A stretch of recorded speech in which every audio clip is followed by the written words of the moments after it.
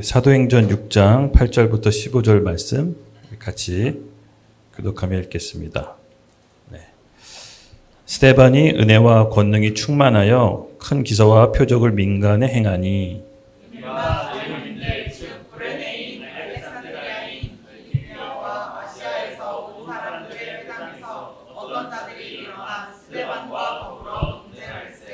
스데반이 지혜와 성령으로 말함은 그들이 능히 감당하지 못하여 사람들을 맹세하여 말하게 하되 이 사람이 모세와 하나님을 모독하는 말을 하는 것을 우리가 들었노라 하게 하고 백성과 장로와 서기관들을 충동시켜 와서 잡아가지고 공회에 이르러 거짓 증인들을 세우니 이르되 이 사람이 이 거룩한 것과 율법을 거슬러 말하기를 마치 아니하는도다. 그의 말에 이 나사렛 예수가 이곳을 헐고 또 모세가 우리에게 전하여 준 규례를 고치겠다 함을 우리가 들었노라 하거늘 다 같이 읽겠습니다. 공회 중에 앉은 사람들이 다 스데반을 주목하여 보니 그의 얼굴이 천사의 얼굴과 같더라. 아멘. 아멘. 네, 오늘 사도행전 24번째 시간입니다. 그 사도행전 6장 8절에서 15절 말씀 같이 함께 읽었는데 오늘 주제는 거룩입니다. 거룩. 예. 그래서 부제로는 스데반 집사의 힘의 원천이라는 부제로 같이 함께 말씀을 나누려고 합니다. 우리 지난 시간 잠깐 내용을 한번 상기해 보도록 하겠습니다. 지난 시간에 잘 아시다시피 우리 여러 핍박과 어려움 속에서도 우리 초대교회가 많이 부흥을 했습니다. 엄청난 성장이었죠. 그런데 성장과 함께 더불어 성장통이 있듯이 내부에 여러 가지 불만과 또 여러 가지 원망들이 있었습니다. 잘 아시다시피 이 초대교회의 가장 큰 사역은 뭐였죠? 바로 구제 사역이었습니다. 예, 경제 공동체가 이루어진 것인데 예수 믿으면 출교되는 시대였습니다. 즉 예수 믿으면 경제 활동을 못하고 유대 사회에서 쫓겨나는 시대 때 모든 재물을 사도들 발 앞에 나누고 같은 공동 경쟁체를 이뤘습니다. 그래서 초대교회는 가장 큰 중요한 사역이 재산을 공평하게 분배하면서 구제하는 게 그들에게 큰 아주 중요한 사역이었습니다. 근데 어찌된 영문인지 이 두 파로 갈려져서 이 그러니까 히브리파 유대인이 헬레파 유대인을 조금 멸시하거나 좀 괄시하고 좀 불공정한 일이 벌어졌습니다. 그래서 내부에 있는 원망이 바깥으로 이제 표출되는 사건이 벌어졌습니다. 그래서 이것을 이제 사도들이 알게 됐죠. 그래서 이 사도들의 지혜를 엿볼 수가 있는데 그 문제를 해결하는 방식이 사도들은 다시 성경으로 돌아가서 본질로 말씀과 기도에 집중하자는 것으로 이제 결론을 내렸습니다. 그래서 그 모든 것들에 가장 뛰어난 교회 공동체 안에서 이제 뛰어난 사람 7 집사를 이제 선발하게 되죠. 그 집사들로 하여금 행정적인 일과 구제 사역을 맡기고 사도들은 말씀을 가르치고 배우고 기도하는 일에 집중하게 됩니다. 맞습니다. 사도들이 내렸던 본질은 뭐냐면 교회에 원래 본질이 있었다는 거죠. 구제 사역이 아무리 중요하고 또 그것이 당장 시급할지라도 교회는 교회의 본질, 말씀을 배우고 가르치고 기도에 집중하는 일이 교회의 본질이었습니다. 사도들은 이 문제의 원인을 교회의 본질로 다시 돌아가는 것로부터 해결하기를 원했습니다. 맞습니다. 우리 예수님 말씀에 사람이 떡으로만 살 것이 아니라 하나님 말씀으로부터 산다고 했습니다. 예, 어떤 위기가 표면적으로 드러났을 때 사실 그 위기를 해결할 수 있는 문제의 본질을 통찰력 있게 바라보는 바로 하늘의 지혜가 우리에게 필요합니다. 그래서 사도들은 이 하늘의 지혜가 있었습니다. 이 지혜는 지혜의 은사라고 들어보셨죠? 우리 은사학교에서 제가 하는데 문제를 해결하는 능력입니다. 하늘의 지식, 예를 들어서 어떤 정보를 다운로드 받는 걸 지식의 은사라고 하고요. 지혜의 은사는 문제를 해결하는 능력, 통찰력 이런 것들을 이제 지혜의 은사라고 합니다. 사도들은 문제의 본질을 정확히 알고 있었습니다. 바로 교회의 본질로 돌아가는 것이었습니다. 구제가 아니라 말씀과 기도에 집중하는 것이었죠. 지금까지 이제 사도행전 6장을 우리가 이제 살펴봤습니다. 혹 지금까지 사도행전 6장 이렇게 살펴보면서 여러분 한 가지 패턴이 보이십니까? 네. 우리 1장부터 6장까지 이제 오면서 약간 패턴이 있습니다. 어떤 패턴이었냐면 핍박이 있고 부흥이 있고 교회 정화가 있습니다. 그리고 또 핍박 후 교회에 부흥이 있고 또 교회 정화가 있습니다. 이것이 일정 부분 반복해서 벌어집니다. 6장까지. 근데 이 과정에서 여러분 굉장히 이제 주목해야 되는 것은 사도들이 중요한 가치로 여긴 게 있었습니다. 그것은 뭐냐? 바로 거룩이었습니다. 거룩. 교회가 핍박하면서 사람들이 더 흥왕해서 말씀에 더 흥왕해서 교회가 점점 부흥됐습니다. 그리고 나서 자체 교회 정화가 일어납니다. 첫 번째 사건이 뭐였죠? 네, 우리 베드로가 오순절날 이렇게 설교하고 막 3,000명, 5,000명이 회심한데 끌려가잖아요. 그리고 체포당해서 감옥에 갇히고 그리고 나서 초자연적으로 풀려납니다. 그때 아나니아와 삽비라 사건이 터집니다. 아나니아 삽비라 사건이 단순히 어떤 한 부부의 일탈 행동이 아니라 그것은 교회의 거룩한 기준을 세우는 일이었습니다. 즉 초대 교회가 이렇게 성장하는 과정에서 사도들이 가장 민감하게 생각했던 부분은 뭐냐면요. 교회의 거룩의 기준을 세우는 것이었습니다. 교회 안에 미묘하게 들어오는 죄, 그 틈을 기준을 세워서 허용하지 않는 것이었습니다.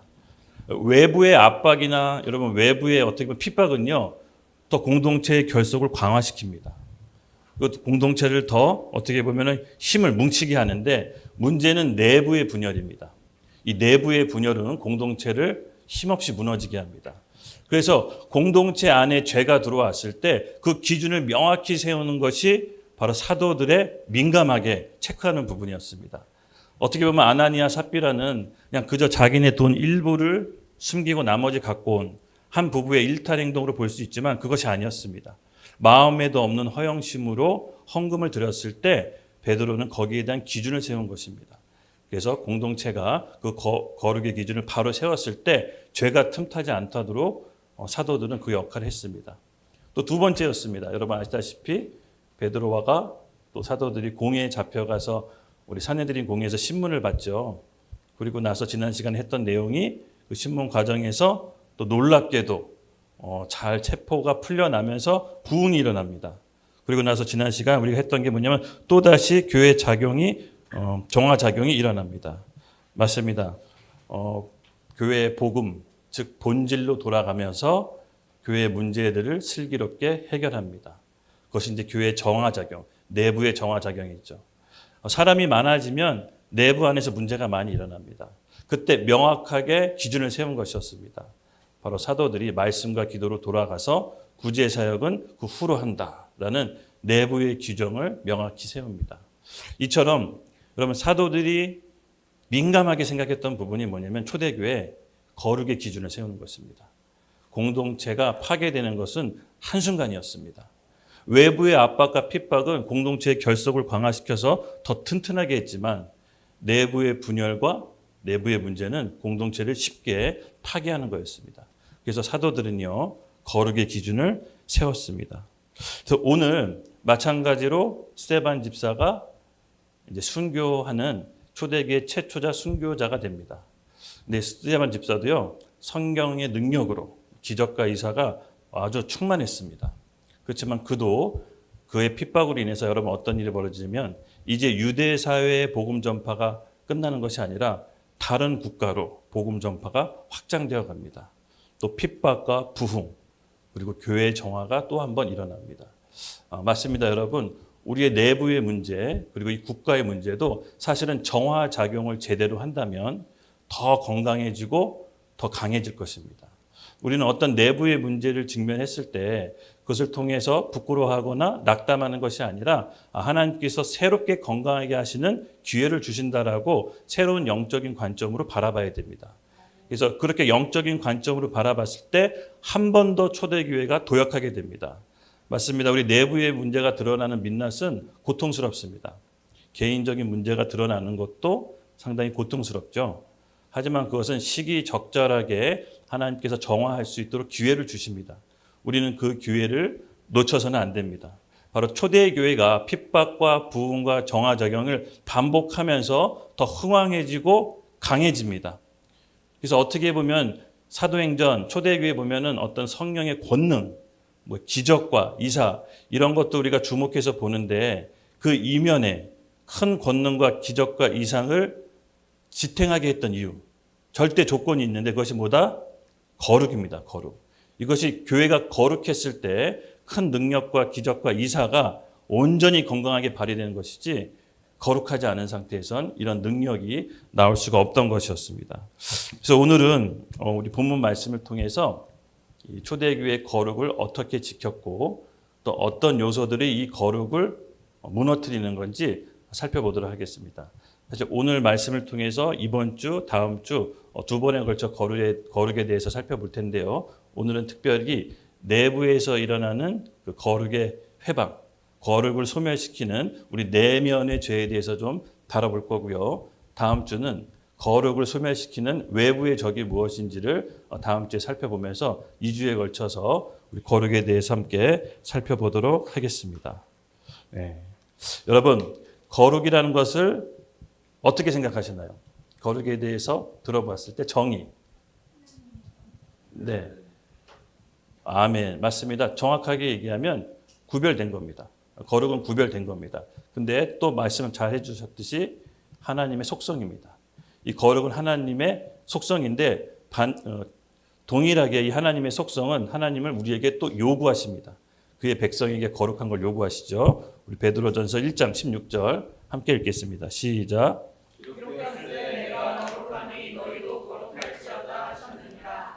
아멘, 아멘. 단도직입적으로 얘기해서 하나님의 백성이 된다고 하는 것은요, 거룩해지는 거예요. 어디서부터 거룩해집니까? 이 세상의 가치, 풍조, 이념, 사상, 철학, 이 세상으로부터 하나님의 가치, 풍조, 하나님의 법으로부터 거룩해지는 것입니다. 즉, 구별되어지는 것입니다.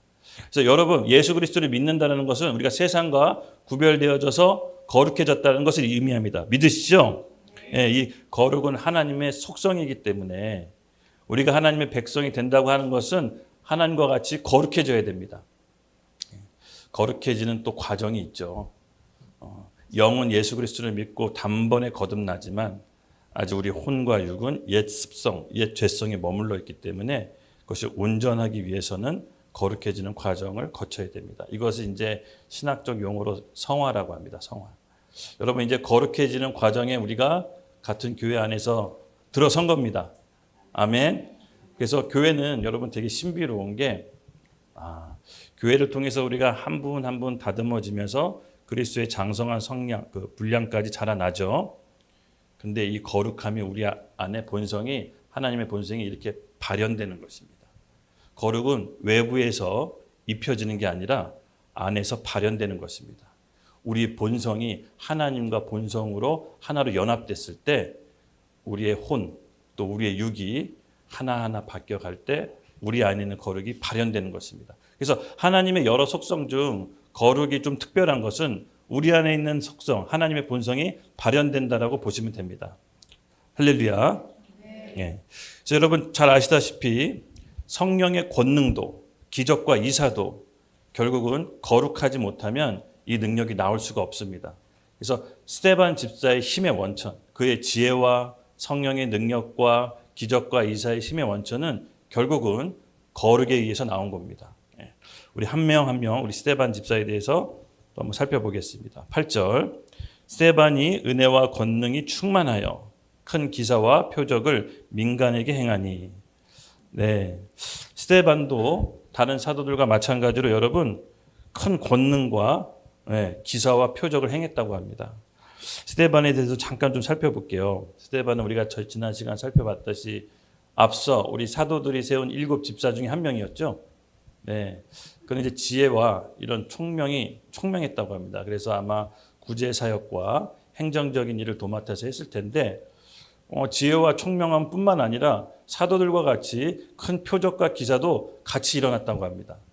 지금으로 따지면 넘사벽, 그렇죠. 영성, 실력 모두 다 갖춰가지고 사도들의 표적과 성경의 열매와 외적 표적, 내적 표적 모두 다 갖춘 정말 초대교회에 없어서는 안 될 사도의 버금가는 지도자였습니다. 그래서 평판이 좋아서 사람들로 하여금 칭찬받았다고 합니다. 이런 스데반이 초대교회의 첫 번째 순교자가 됩니다. 여러분, 순교도 내가 하고 싶다고 해서 하는 게 아닙니다. 아시죠? 순교를 받을 만한 삶의 궤적이 있어야 됩니다. 예. 내가 뭐 오기로 나 어디 중동 가서 선교해서 순교할 거야. 그래서 뭐 죽었다고 칩시다. 근데 순교를 안 받을 수 있습니다. 그렇게 오기로 순교하는 게 아니라 우리의 삶이 하나님이 받으실 만한 합당한 삶이 있어야 되는 것입니다. 그 삶 가운데 복음을 증거하다 죽었을 때 그것을 하나님이 향기로운 제물로 순교로 받으시는 거지. 그냥 우리가 오기로 순간 열정으로 순교하면 여러분 그냥 개죽음일 수도 있습니다. 조심하십시오. 그래서 반드시 어디 가셔서 순교한다고 할 땐 컨펌을 받으셔야 합니다. 마찬가지입니다. 여러분 스데반 집사는 이렇게 본인의 삶을 통해서 초대교회에게 인정을 받고 또 성령의 열매, 내적인 열매와 또 외적인 권능이 겸비되어 있습니다. 어쩌면 그가 초대교회 첫 번째 순교자로 받기에 하나님이 받기에 충분한 자격이 있지 않았나 싶습니다. 그의 순교가 중요했던 이유는요. 앞서서 받았던 그 사도들의 핍박은요. 사실 유대 지역과 이스라엘의 부흥에만 머물렀습니다. 근데 이 스데반의 순교는요. 유대 지역을 넘어 비로소 일대 초대교회 선교의 전환점을 맞이하게 되는데 주변 국가로 복음이 확산되는 계기를 씁니다. 이게 순교자마다 그 그릇이 좀 달라요. 근데 이 스데반의 순교는 그것이 좀 특별했던 거죠. 그의 이름의 어원이 뭔지 아십니까? 왕관, 면류관이라는 이름입니다. 스데반. 그래서 누가 이 스데반이라는 이름을 좀 가졌으면 좋겠어요. 왕관, 면류관. 예. 하나님의 영광입니다. 그의 이름처럼 그는 순교함으로 하나님께서 영광을 받으십니다. 요한계시록 마지막 때 여러분 이긴 자가 있습니다. 이긴 자가 세 부류가 있는데 첫 번째 순교자, 그리고 두 번째 순생자. 순교하지는 않았지만 순교자적인 삶을 살아서 마지막 때 표를 안 받은 사람들. 그리고 흰옷 입은 무리. 이 세 부류가 이긴 자의 부류에 속합니다. 그래서 이 이긴 자들은 주님이 다시 오실 때 10골, 5골 다스리는 왕 같은 제사장 역할을 합니다. 그래서 우리가 여러분 이 마지막 때 이긴 자의 부류에 들어가는 YDP 하나교회가 되길 예수님이 이름으로 축복합니다. 아멘. 저와 함께 꼭 우리 이긴 자로 들어갑시다. 예, 되게 쉽지는 않겠지만 이 멤버들 할 수 있을 것 같습니다. 아멘. 우리가 그 순교자가 이긴 자가 흰옷 입은 무리에 속했으면 좋겠어요. 그러니까 그게 들 빡세더라고요. 그 무리가. 근데 그것도 마지막에 짐승의 표를 안 받고 정말 끝끝내 버텨야 이제 흰옷 입은 무리에 속할 수가 있는데 우리 기도합시다. 셋 중에 한 부류가 되도록. 아멘.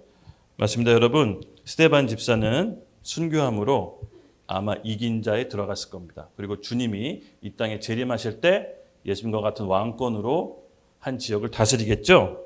네, 저희들도 그런 사람들이 될 것으로 저는 믿어 의심치 않습니다. 그냥 일단 모르겠습니다. 선포하고 봅니다. 아멘.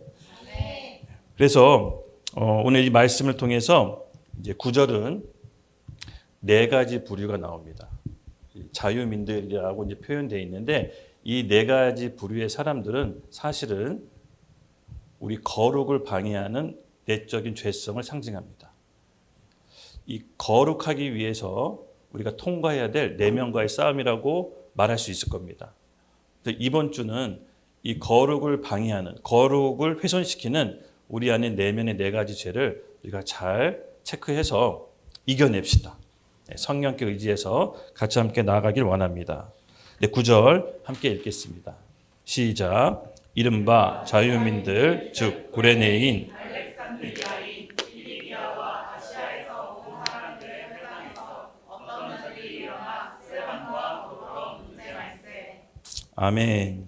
이 9절에서 이제 드디어 자유민들이라고 대표되는 구레네인, 알렉산드리아인, 빌리기아인, 아시아인들 이렇게 스데반과 강한 논쟁을 벌인다고 합니다. 이 스데반은 거룩을 상징한다면 이 거룩을 거스르려고 소멸하려고 하는 그 죄된 속성을 이 네 가지의 부류에 상징적으로 나타나게 됩니다. 먼저 이 네 가지 부류를 대표하는 자유민들이라고 표현되어 있습니다. 여러분, 자유민들이라는 것은 어떤 사람들을 상징하는 걸까요? 네, 아까도 제가 말씀드렸지만 거룩을 훼손시키는 요인들, 이들을 자유민들이라고 표현합니다. 아까도 얘기했지만 거룩은 하나님께서 구별된 하나님의 본성이라고 했죠. 네, 하나님 존재 자체가 거룩하시기 때문에 죄와 섞일 수가 없습니다. 그래서 창세기 때 죄를 범한 아담과 하와의 하나님의 영이 떠났다고 합니다. 즉 죄와 공존할 수 없기 때문에 죄를 범한 즉시 하나님은 떠납니다. 마찬가지입니다, 여러분. 우리가 예수 그리스도를 믿고 예수님의 보혈로 덮음 받았죠? 씻김 받았습니다. 그래서 우리 안에 성령이 내주하시면서 우리를 통치하고 다스리십니다. 말씀으로, 주변 사람들의 입을 통해, 또 생각지도 못한 다른 여러 가지 채널을 통해 우리를 이끄시고 인도하십니다. 근데 성경에 보면요, 이 거룩함을 유지하지 않으면 하늘로부터 오는 기름 부음과 능력이 막히고 차단됩니다. 그래서 제가 은사학교 때는 이걸 디테일하게 다뤄드릴 텐데, 오늘 우리가 우리 거룩을 훼손시키는 우리 안에 내면의 죄를 잘 바라보고 이것에 넘어가지 않도록 마음을 단단히 준비합시다. 그래서 이 자유민들은요, 사실 우리 내면에 있는 거짓된 자아라고 보시면 됩니다. 여러분, 세상으로부터 구별되는 것은 쉬운 일이 아닙니다. 우리는 세상에 속했지만 세상에 속한 사람들이 아닌 것이죠. 이 땅에 살아가지만 사실은 하늘에 속한 천국 시민권자들입니다. 그래서 우리는 이 땅에 살아가는 동안 이 죄성과 늘 끊임없이 싸워야 되는 것입니다. 바울은 이것을 너무나도 잘 알고 있었습니다. 그래서 본인은 자기 안에 두 사람이 공존한다라고 표현합니다. 한 사람은 하나님의 법을 따르고 싶은데 다른 한 사람이 있는데 그 사람은 늘 죄의 법을 따르고 싶어한다. 그래서 자기가 너무 괴롭다. 오호라, 나는 공고한 자다. 이 사망의 고통에서 누가 날 건져내랴라고 고백합니다. 그리고 그는 나는 날마다 죽노라라고 마지막에 고백합니다. 그게 무슨 말입니까? 뭐가 죽는 겁니까? 우리 자아가 죽는 겁니다. 바울은 자아를 옛사람, 육에 속한 사람, 그리고 겉사람이라고 표현합니다. 마찬가지입니다. 오늘 우리가 이 거룩을 유지하기 위해서 이 자아, 옛사람, 겉사람, 육에 속한 사람하고 싸우는 것을 의미하는 것입니다. 그러면 한 사람 한 사람, 이 네 가지 부류의 사람들의 상징하는 바와 그 속성을 한번 알아보도록 하겠습니다. 첫 번째는 먼저 구레네인입니다. 구레네인이 상징하는 것이 뭘까요? 구레네 하면 익숙한 것이 있습니다, 여러분. 바로 예수님이 십자가를 짊어지고 가실 때 언덕에서 예수님의 십자가를 같이 짊어졌던 사람이 구레네 사람 시몬이라고 하죠. 여기서는 이제 그때 당시에는 구레네가 어떻게 보면 좋은 이미지가 있을 수 있는데 여기서 구레네는 그렇게 좋은 이미지는 아닙니다. 구레네 지역은 북아프리카, 리비아 동쪽에 있습니다. 그 지역의 특징이 당시 헬라니즘 문화의 영향을 받았습니다. 그래서 유대교 전통이, 겉모습은 유대교 전통이 있으나 속으로는 헬라니즘 사상이 물들어 있는 것입니다. 그래서 구레네의 상징은 뭐냐면요, 내 안에, 겉으로는 종교인으로 포장되어 있지만 내 안에 저지르는 은밀한 죄들, 이것을 상징합니다. 그래서 드러내지 않는 내 내면의 죄가 여러분 사실 더 심각할 수가 있습니다. 차라리 드러난 죄는 회개받을 수 있는 기회가 있는 것입니다. 근데 남들이 모르는 드러나지 않는 죄는 어떻게 보면 회개받을 수 있는 기회를 또 놓치게 됩니다. 그래서 이 구레네인의 상징은요, 내가 드러나지 않는 은밀한 죄를 상징하는 것입니다. 겉으로는 유대인이지만 속에는 헬라니즘 생각을 갖고 있는 이런 이중적인 우리의 모습들. 그래서 여러분, 이것은 성령을, 그러니까 거룩을 훼손시키는 가장 치명적인 죄입니다. 여러분, 겉으로 드러난 죄는 사실은 우리가 다 알 수가 있습니다. 이것이 죄라는 거. 근데 내 속에서 은밀하게 저질러지는 죄 대부분 내가 죄라는 걸 인식하지 못할 수도 있습니다. 그러니까 죄라는 걸 알고 숨기는 것도 있지만 죄라는 것조차 인식하지 못한 죄들도 있습니다. 그것이 이제 심각한 건데요. 죄에 대한 반응, 그러니까 죄에 대한 민감함은 성령께서 임하실 때 우리에게 주시는 겁니다. 성령이 임하시면 어떤 일이 벌어지죠? 죄에 대해서 깨닫게 된다고 합니다. 전에는 죄인지도 몰랐던 것들이 성령께서 우리에게 조명해 주심으로써 죄에 대한 민감함이 일어납니다. 그래서 이것이 죄였네라고 깨닫게 되는 겁니다. 뭐가 있을까요? 굉장히 여러 가지가 있습니다. 제가 예수 믿고 정말 내 안에 이게 죄였네 라고 깨달아지는 항목들이 진짜 많았어요. 그래서 제가 한번 적어본 적이 있어요. 뒤에서 험담하는 거, 수군거리는 거, 형제를 미워하는 거. 그것은 딱 드러나는 범죄는 아니었지만 성경에서는 그게 심각한 죄라고 나열되어 있었습니다. 제가 그거 보고 성령께서 딱 조명해 주시니까 이게 무서운 죄라는 거를 예수 믿고 알게 됐습니다. 여러분, 예수 믿는다는 것은 죄에 대한 민감함이, 양심이 반응하게 됩니다. 그래서 이것이 전에는 죄인지 모르고 반복해서 저질렀다가 이제 성령께서 우리를 통치하기 시작하면 죄에 대한 인식이 본격적으로 시작되는 겁니다. 그래서 때로는 이 죄에 대한 반응이 여러분 어떤 모습으로 나옵니까? 종교적인 모양과 열심으로도 나올 수가 있습니다. 이것이 더 심각한 건데요. 이것이 반복되다 보면 어떤 일이 벌어지냐면요. 양심이 이제 무너지게 됩니다. 무뎌지게 되죠. 그래서 그 내면에서 저지르고 있는 은밀한 죄를 여러분 계속 놔두면 이게 양심이 무너져서 마음이 완악해집니다. 결국은 그거는요. 자기 자신을 파멸로 이끌어요. 대표적인 사람이 누구였냐면요. 사울이었어요. 사울은 하나님의 말씀인지 알면서도 본인의 개인 욕심에 의해서 저지르는 죄가 있었습니다. 결국 그것으로 인해 본인이 파멸이 됩니다. 겉으로 보기에는 아무도 그런 죄가 있는지 모릅니다. 그래서 이것이 숨겨진 죄가 정말 큰 어떻게 보면 심각한 겁니다. 그래서 오늘 우리 거룩을 훼손하는 우리 내면에 있는 숨겨진 죄를 여러분 성령께서 조명해 주신다면 하나님과 1대1로 해결하셔야 됩니다. 이것이 성령을 거룩을 훼손하는 바로 첫 번째 길이었습니다.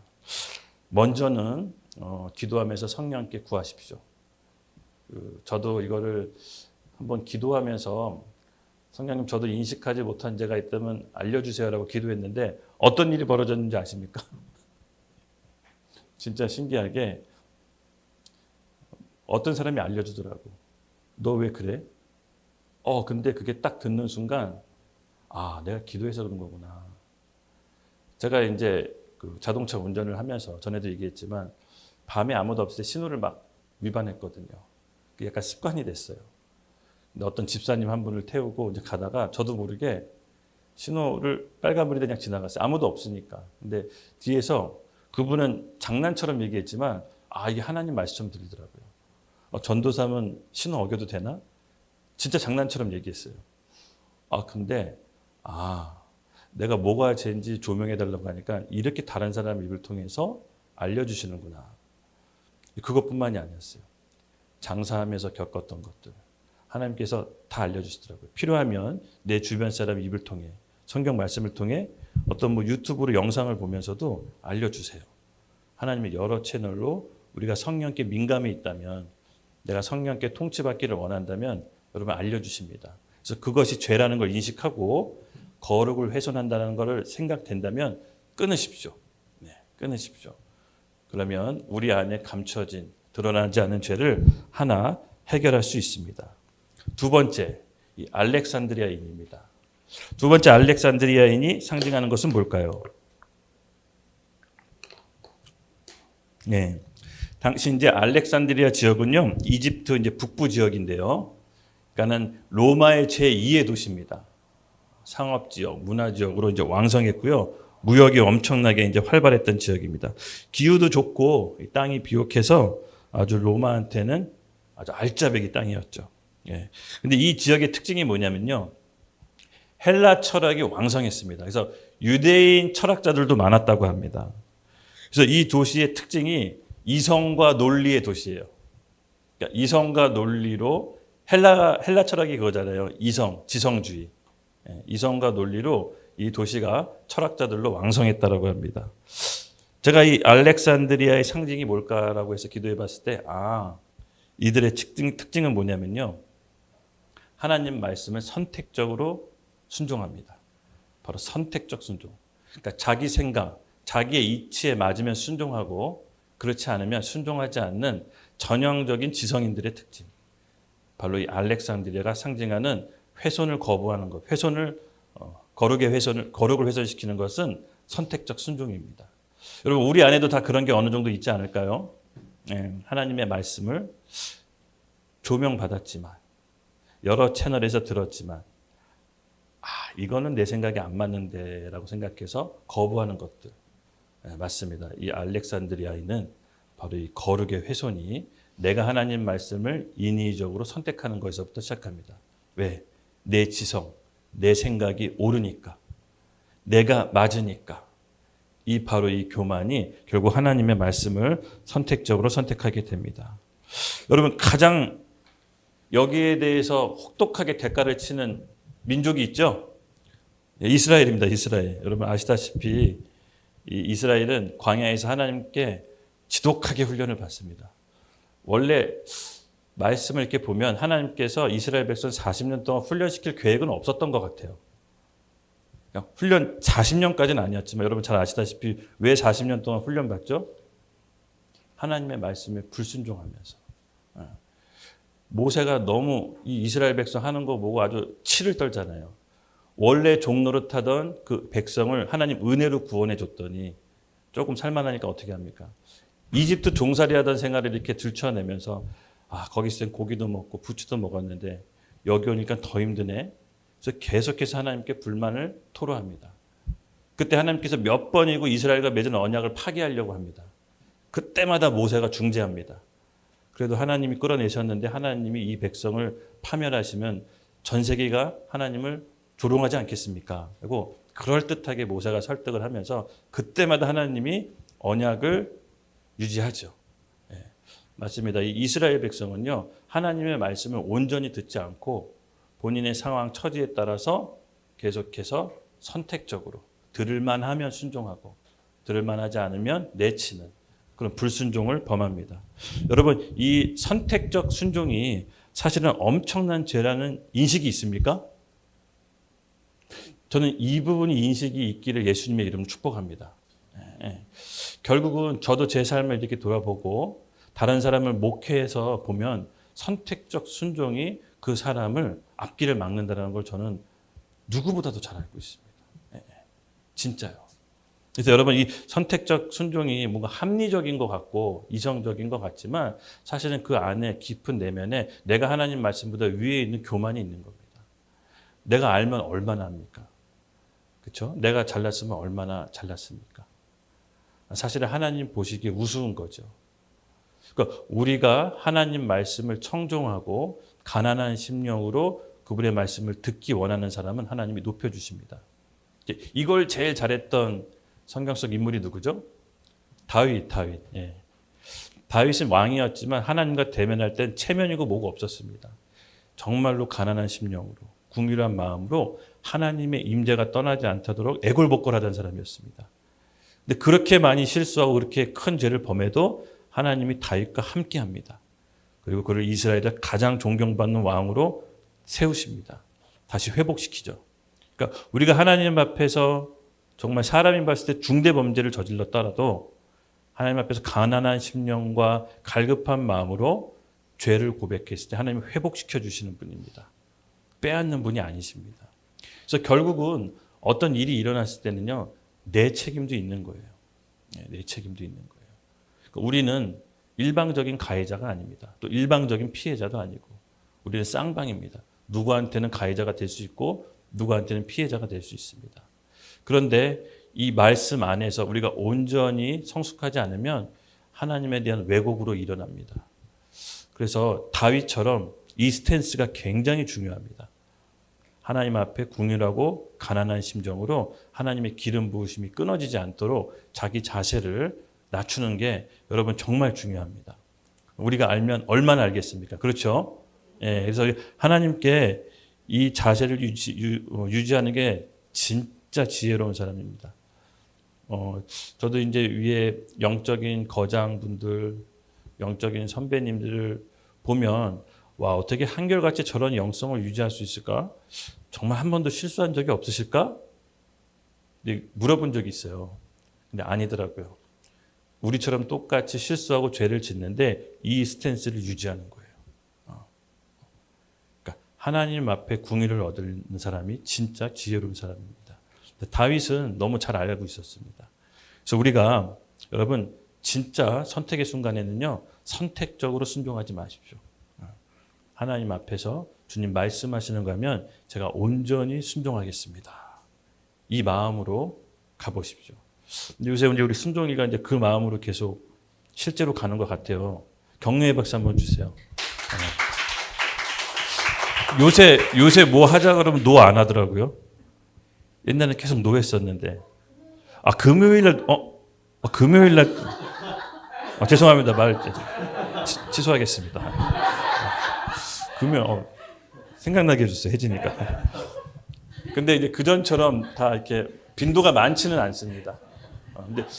근데 보니까 순종이가 의식적으로 본인의 생각이 아닌데 의식적으로 순종을 선택하더라고요.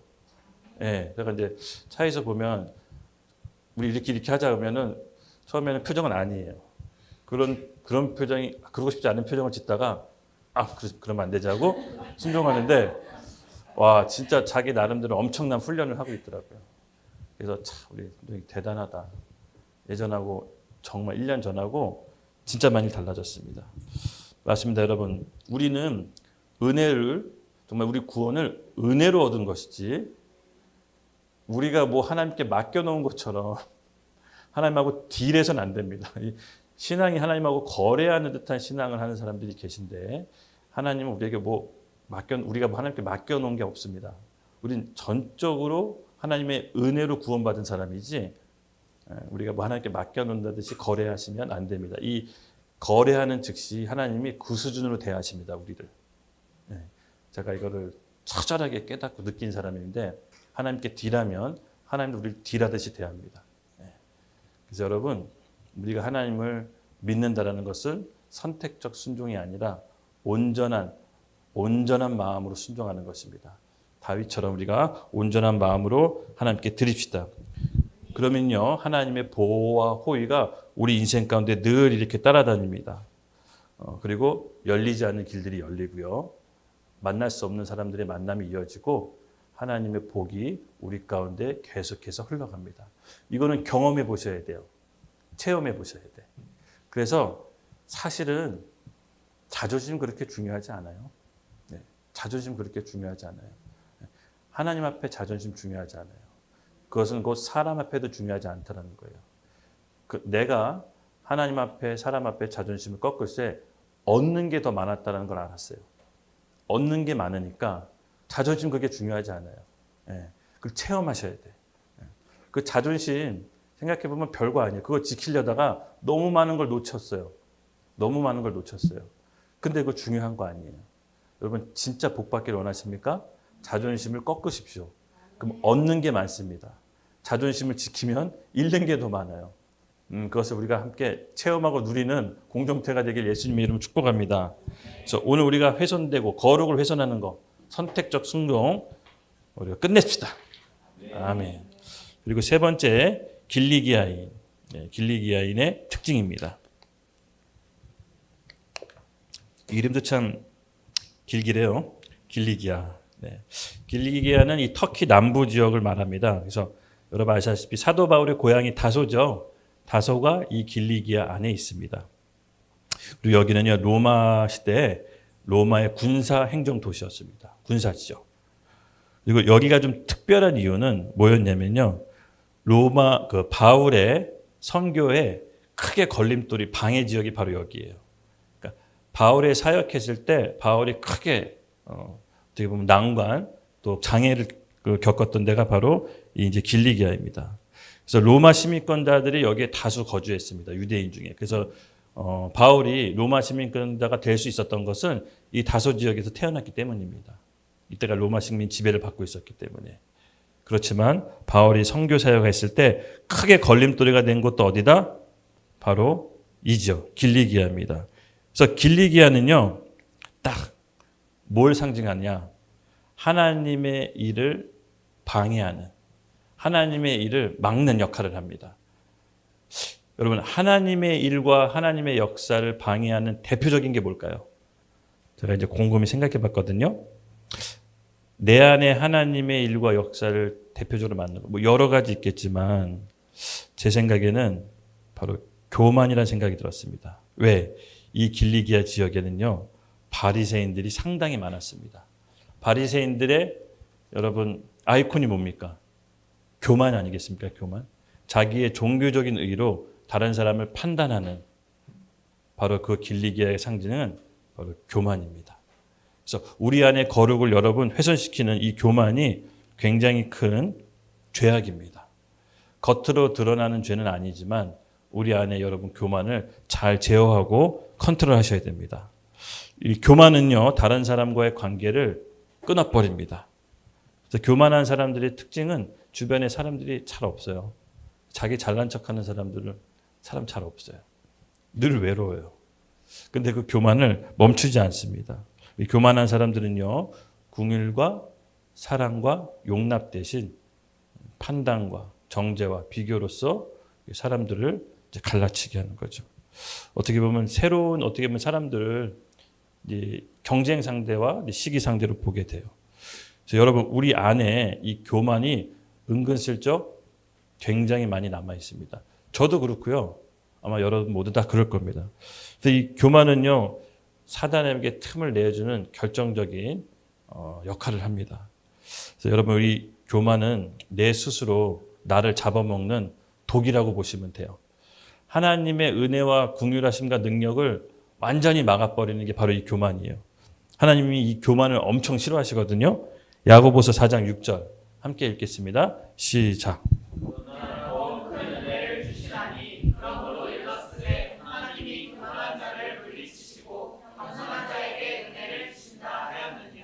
아멘. 여러분, 하나님이 직접 물리치시겠다라고 표현한 게 성경에 얼마나 될까요? 많지 않아요. 근데 직접 물리치신다는 게 뭐냐면 교만이에요, 교만. 예. 사단도 루시퍼가 사단의 대장이잖아요. 그는 원래 하나님을 섬기는 천사장이었는데 그게 교만하여 하나님이 내쫓았다고 합니다. 예. 여러분, 교만은요, 하나님의 기름 부으심을 완전히 다 차단하게 하는 겁니다. 그리고 하나님이 직접 물리치신다고 합니다. 그래서 이 교만이 얼마나 하나님 입장에서는 가장 큰 죄악인지 여러분 그것이 또 우리가 인식하셔야 됩니다. 그래서 이 거룩을 훼손시키는 저는 가장 큰 역할이 바로 이 교만에게 있다고 봅니다. 그래서 거룩해야 하나님이 우리를 제한 없이 쓰실 수 있잖아요. 그렇죠? 근데 이 교만은요, 그 거룩을 제가 봤을 땐 다른 죄들도 거룩을 소멸시키지만 이 교만은 제가 느끼는 강도에 의하면 거룩을 완전히 소멸시키는 것 같아요. 예. 그래서 이 교만은 여러분 우리 안에 철저하게 올라오지 않도록 우리가 제어해야 됩니다. 어떻게? 아까도 얘기했지만 하나님의 긍휼하심으로. 예, 긍휼하심으로. 이 교만은요, 자기에게 자기 의로움을 계속해서 드러내고 싶어하는 욕망이 있습니다. 교만한 사람들의 특징이 뭘까요? 저도 이제 굉장히 교만했었는데 교만한 사람들의 특징은요, 바로 말로 다른 사람을 비교, 평가, 험담합니다. 자세히 들어보면 자기의 옳음을, 자기의 의로움을 주장하려고 다른 사람들을 깎아내리는 경우 여러분 많이 경험해 보신 적 있죠? 네, 교만한 사람들의 특징입니다. 그래서 제가 정말 조심해야 되는 거는 자기 이렇게 의로움 드러내려고 다른 사람을 험담하거나 깎아내리는 거 여러분 정말 조심하셔야 됩니다. 그리고 성경에는 교만한 사람 근처에도 가지 말라고 합니다. 악인 뒤에 꾀에 따르지 않으며 오만한 자리에 서지 않고 교만한 사람 근처에도 가지 말라고 합니다. 여러분 우리가 그런 사람들 곁에 있어서도 안 되겠지만 내가 그런 사람이 되어서는 안 됩니다. 근데 대부분 자기가 스스로 나 교만해라고 생각하는 사람 그렇게 많지 않습니다. 그래서 이거는 정말로 성령께 조명 받으셔야 돼요. 오늘 우리가 배우는 이 네 가지 부류, 우리 내면에서 일어나는 이 죄는요, 정말 성령께 조명을 받아야 돼요. 그 조명을 받은 사람이 이것을 우리가 싸워서 이길 수가 있습니다. 이걸 죄라는 인식이 여러분 있으셔야 됩니다. 그래서 여러분 교만은요, 계속해서 이 안 좋은 인식을 어떻게 보면 공동체를 심어주게 됩니다. 다른 것은 어떻게 보면 개인적인 어떻게 보면 파멸로 가져갈 수 있지만 이 교만은요, 공동체 전체를 파괴할 수가 있습니다. 예. 저는 이제 교만에 대한 무서움을 알고 있습니다. 교만이 역사하는 힘이 커서 교만이 한 공동체에 확 퍼지게 되면요, 공동체에 심각한 피해를 입히게 됩니다. 그래서 우리가 가장 조심해야 될 게 여러분, 이제 교회나 뭐 다른 직장도 마찬가지입니다. 이 말입니다. 말. 항상 이 말이 문제예요. 이 혀를 제어할 수 있는 사람은 진짜로 온몸을 제어할 수 있다고 우리 야고보 사도가 그랬잖아요. 대부분 교만은 뭘로 구체적으로 표현되냐면 말로 표현돼요. 말. 그래서 이 말이 우리에게 큰 거룩을 훼손하는 역할을 합니다. 그렇다고 해서 뭐 이렇게 이 죄가 우리 안에 뭐 용납되게 하거나 뭐 그것을 뭐 인용하자, 그것을 뭐 용인하자 그런 얘기는 아닙니다. 교회는 어떤 일정 부분 죄가 드러났을 때 그걸 처리하는 방법이 있습니다. 은혜로운 방법. 마태복음을 한번 살펴볼까요? 18장 15절에서 17절 같이 읽겠습니다. 시작. 내 형제가 죄를 범하거든 가서 너와 그 사람과만 상대하여 공고하라. 만일 들으면 내가 내 형제를 얻을 것이요. 만일 듣지 않거든 한두 사람을 데리고 가서 두세 증인의 입으로 말하다 확증하게 하라. 만일 그들이 말을 듣지 않거든 교회에게 알리고 교회에게 말을 듣지 않거든 이방인과 세리와 같이 여기라. 아멘. 근데 같은 교회 안에서 이제 죄가 드러나서 다른 성도들에게 피해를 입혔을 때 그것을 처리하는 교회의 방법이 있는데요. 마태복음 말씀입니다. 일단은 당사자가 가해자한테 직접 가서 1대1로 얘기하는 겁니다. 조심해 주시기 바라고 이렇게 하지 말기를 바랍니다. 그리고 그래도 듣지 않을 경우 어떻게 하냐? 교회 권위자한테 얘기해서 두세 사람이 같이 가서 얘기하는 겁니다. 그래서 증인을 세우라고 합니다. 증인을. 그래서 내가 증인이 되어서 같이 가는 겁니다. 그래서 증인이 돼서 이런 사실이 많습니까? 라고 했을 때 그것을 회개할 수 있도록 이제 기회를 주는 겁니다. 그래도 인정을 안 하고 이제 용납을 안 할 시 어떻게 하냐? 교회 전체에게 알리라고 합니다. 그러니까 교회 성도가 다 알 수 있게. 그리고 나서 이방인과 세리처럼 대하라는 겁니다. 그러니까 모르는 척 하라는 거예요. 모르는 척 하라는 게 그 사람이 스스로 생각하고 회개할 수 있도록 기회를 주는 겁니다. 이제 이것이 이제 교회에서 죄를 처리하는 방법입니다. 그러면 그 사람만 그 죄를 처리할 수 있도록 시간을 주냐? 그게 아닙니다. 그런 시간을 그 사람이 가질 때 교회가 해야 될 일이 있습니다. 어떤 일을 해야 되냐면 갈라디아서 6장 1절입니다. 함께 읽겠습니다. 시작.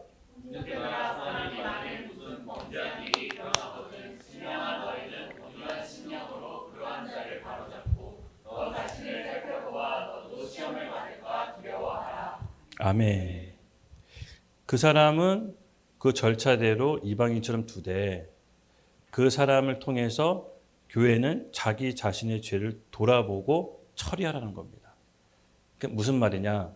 하나님은 교회 공동체를 살리기 원한 겁니다. 그 사람은 죄가 드러나서 회개할 수 있도록 사람들에게 알려졌지만 아직 우리 안에 드러나지 않은 죄가 각자 있기 때문에 그 죄를 스스로 돌아보라는 겁니다. 그러니까 이것은 어떻게 보면은 교회가 같이 회복할 수 있는 기회를 함께 주시는 거죠. 우리도 안에도 다 아까도 얘기했지만 숨겨지는 죄들이 있죠. 드러나지 않았을 뿐이지 똑같이 죄가 있는 겁니다. 한 사람은 드러나서 회개할 수 있는 기회를 얻는 거고 우리는 그 죄를 보고 우리 스스로 하나님께서 정화하라는 겁니다. 그래서 교회에서 죄가 드러났을 때는 하나님이 교회 모두를 살리려고 하시는 겁니다. 네, 맞습니다. 우리가 어떤 죄가 일어났을 때 그 사람을 살리려고 하는 것이지 그 사람을 처리하려고 하는 것이 아닙니다. 이것이 바로 치리의 목적입니다. 네. 그래서 어떤 죄가 드러났을 때는 갈라디아서 나 자신을 돌아보고 내가 뭐 속된 말로 걸리지 않았을 뿐이지 너 걸리지 않은 죄 많잖아. 스스로 처리해. 그거 보고 이렇게 기회를 주시는 겁니다. 그래서 우리가 이것을 잘 알 때 정말 이 7일은요. 교회를 건강하게 하고 회복하게 하는 겁니다. 초대 교회 사도들은 이 거룩의 기준이 명확했습니다. 그래서 이거대로 교회가 거룩의 기준을 세웠을 때 물론 아나니아 삽비라가 부부가 죽는 일도 발생하고 정말 누가 봤을 때는 불경스러운 일도 있었지만 사실은 그 정화되는 과정을 통해서 교회의 거룩의 기준이 세워지고 교회가 더 건강해지고 흥왕해지고 속된 말로 세상 앞에서 할 말을 할 수 있게 되는 겁니다. 여러분 캥길 게 없어야 할 말을 할 수 있는 겁니다. 약점 잡히거나 책 잡히면 할 말을 못 합니다. 그렇죠? 근데 교회가 세상으로부터 할 말을 할 수 있으려면 거룩해져야 됩니다. 세상으로부터 책 잡힐 게 없어야 됩니다. 그랬을 때 이 사도들과 스데반처럼 그 절대절명의 위기 상황 가운데 복음을 담대히 증거한 겁니다. 오히려 스데반은 세상을 여기 보면 재판관들을 오히려 정죄합니다. 네, 맞습니다. 이런 깡이 어디서 나옵니까? 깡따구 나올까요? 이런 깡이 어디서 나옵니까? 거룩에서 나오는 겁니다. 우리는 초대교회 교회에서 표적과 이사 성령의 권능만을 주목하는데 사실은 보다 더 중요한 거는 세상으로부터 바른 기준을 외칠 수 있는 그 거룩에 있는 것입니다. 그 거룩의 힘이 일할 때 교회는 힘을 얻게 되고 하나님께 권위를 받게 되는 것입니다. 그래서 교회의 크기와 사이즈는 인원수에 있는 것이 아닙니다. 우리 교회가 거룩한다면 세상으로부터 바른 말을 할 수 있는 하나님께서 권위를 주십니다. 믿으시죠? 그래서 이 초대교회 사도들은 이 거룩의 기준을 교회에 제대로 세우는 게 그들의 주된 기준이었습니다. 그래서 우리도 그런 거룩의 기준을 이제 조금씩 세워갈 겁니다. 그 성경적인 기준에 의해서 그런 기준들이 이제 세워진다라고 저는 보여집니다. 아멘. 맞습니다. 그래서 여러분, 우리가 이렇게 교회 공동체의 힘을 더 강화하기 위해서는 더 거룩해지려고 노력합시다. 네. 그리고 네 번째, 드디어 이제 아시아인입니다. 아시아인. 네. 아시아인의 특징을 좀 살펴볼게요. 이쪽은 터키 서부에 해당합니다. 요한계시록에 등장하는 요한계시록의 편지 7교회 아시죠? 에베소, 버가모, 서마나 그 7교회의 그 지역에 해당하는 데가 바로 이 아시아입니다. 그래서 바울의 선교의 어떻게 보면 핵심 활동지이기도 했죠. 네.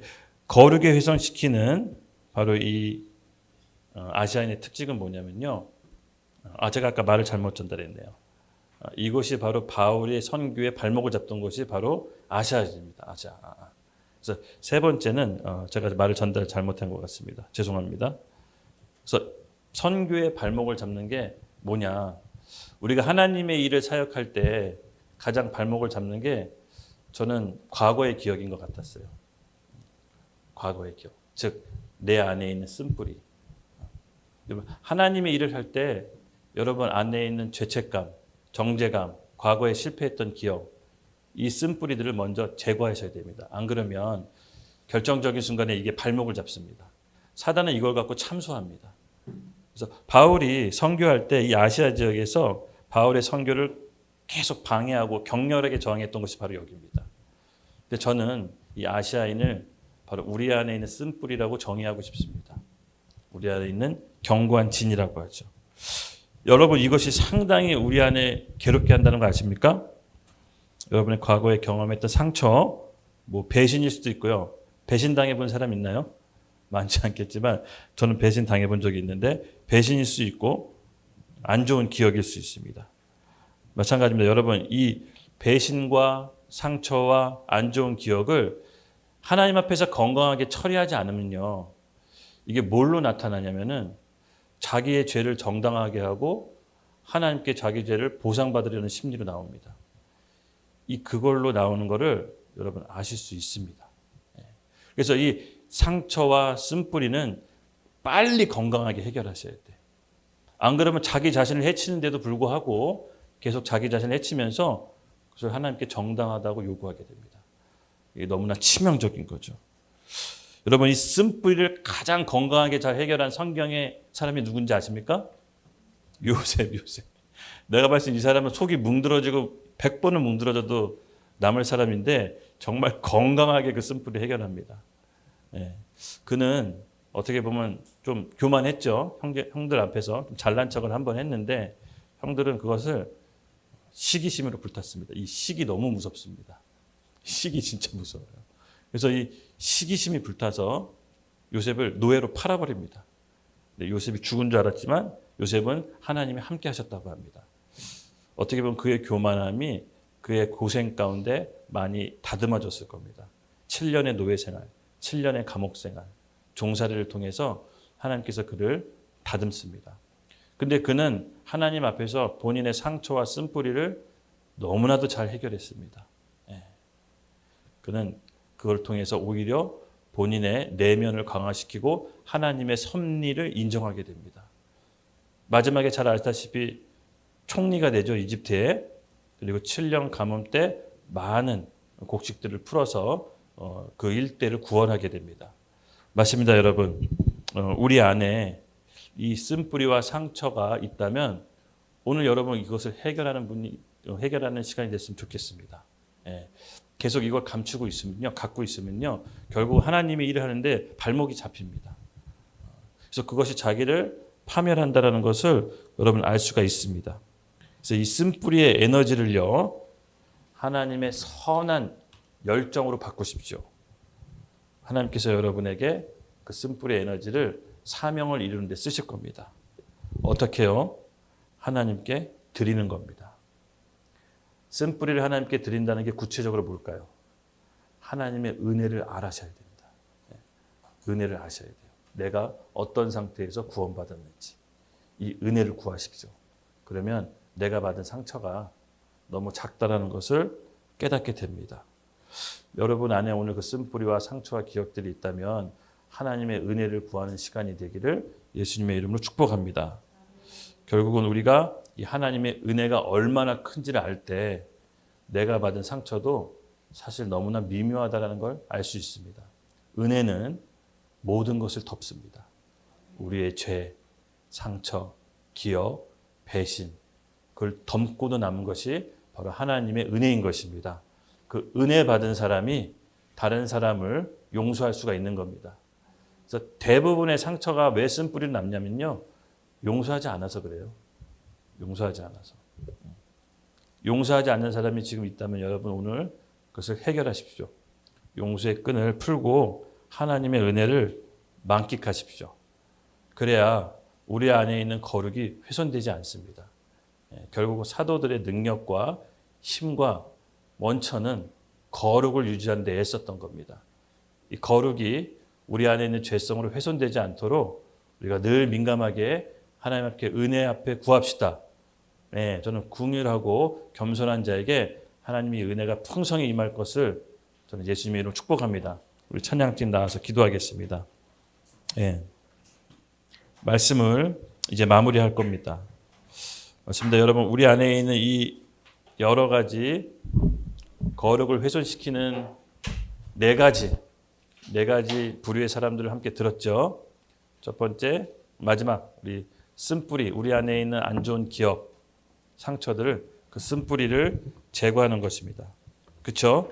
그래서 그 쓴뿌리를 제거한다면 또 우리 안에 있는 선택적 순종, 내가 하나님을 말씀을 선택적으로 순종하는 것도 거룩을 훼손시키는 겁니다. 그리고 교만, 내 안에 있는 교만, 내가 하나님보다 위에 있어서 다른 사람을 판단하는 그 교만, 그리고 가장 첫 번째, 내 안에 있는 은밀한 죄, 이 모든 것들이 오늘 네 가지 부류의 상징입니다. 자, 여러분 오늘 이것을 우리가 함께 주님 앞에 올려드립시다. 물론 단 한 번의 기도로 해결되지 않지만 오늘이 그 시작이 될 겁니다. 이 문제가 해결되는 그 시작이 되는 터닝포인트가 될 것을 예수님의 이름으로 축복합니다. 우리 다 같이 일어나서 우리 주님께 영적인 자유함이 오늘 이 예배 가운데 임하게 해달라고 우리 같이 함께 구하며 기도하겠습니다. 특별히 제가 딱 드는 감동이 있는데요. 여러분, 자유함이 임하려면요, 다른 사람을 용서해야 됩니다. 이 용서는 특별히 영적인 자유하고 연결되어 있는데, 영적으로 묶여있고 좀 갇혀있고 할 때 사실은 누군가를 용서하지 못한 마음이 우리 안에 자리 잡았을 때 영적으로 자유하지 못한 경우가 있습니다. 다 그렇다는 건 아니지만, 근데 오늘 이 아침에 제가 함께 기도하고 싶은 것은 우리가 영적으로 묶여있던 게 있다면 혹시 다른 사람을 용서하지 못하고 붙잡고 있다는 게 있을 겁니다. 그래서 그 부분을 놓고 우리 주님 앞에 올려드립니다. 하나님께서 은혜로 그 용서하지 못한 마음을 하나님 덮어주시옵소서. 오늘 용서에서 모든 거룩이 해방받는 것들을 끊어지게 하여 주시옵소서. 우리 주님께 함께 올려드립시다. 주여, 하나님, 오늘 우리의 거룩을 해방하고 방해하는 모든 요소들 주님께 고백하며 올려드립니다. 오늘 올려드린 모든 성도들 가운데 영적인 자유함이 임하게 하여 주시옵소서. 아멘. 초대교회에 부어졌던 성령의 권능과 지혜와 은혜와 표적과 기사들이 우리들 가운데 나타나게 하여 주시옵소서. 아멘. 거룩을 회방하는 모든 요소들 나사렛 예수 그리스도의 명하노니 모두 다 묶임받고 떠나갈지어다. 아멘. 주여, 우리 YDP 하나교회 성도들 한 명 한 명 예수의 보혈로 덮습니다. 하늘의 신령한 기름 부음이 끊어지지 않게 하여 주시고 하나님께서 예비하신 모든 복들이 끊어지지 않게 하여 주시옵소서. 아멘. 마지막 때를 통과할 수 있는 강한 믿음을 허락하여 주시옵시고 우리 가운데 성령이 다시 한번 충만하게 임하도록 우리 주여 한번 외치고 기도하겠습니다. 주여! 하나님, 이 예배 가운데 하나님 함께 하심을 믿습니다. 특별히 마음의 낙담, 실패, 무기력, 그 영에 덮여 있는 사람이 있다면 오늘 이 순간 선포합니다. 나사렛 예수 그리스도의 이름 명하노니 자유해질지어다. 아멘. 자유해질지어다. 아멘. 어둡고 두렵고 낙담의 영은 소망과 비전과 생명으로 바뀔지어다. 아멘. 주님, 우리에게 하나님의 생명이 있음을 믿습니다. 저 산 소망으로 오늘 이 시간 이후부터 새롭게 하여 주시옵소서. 아멘. 주님께서 역사하실 그날을 바라보며 오늘 예배도 주님께 온전히 감사함으로 드립니다. 주님께 감사합니다. 예수님의 이름으로 기도드렸습니다. 아멘.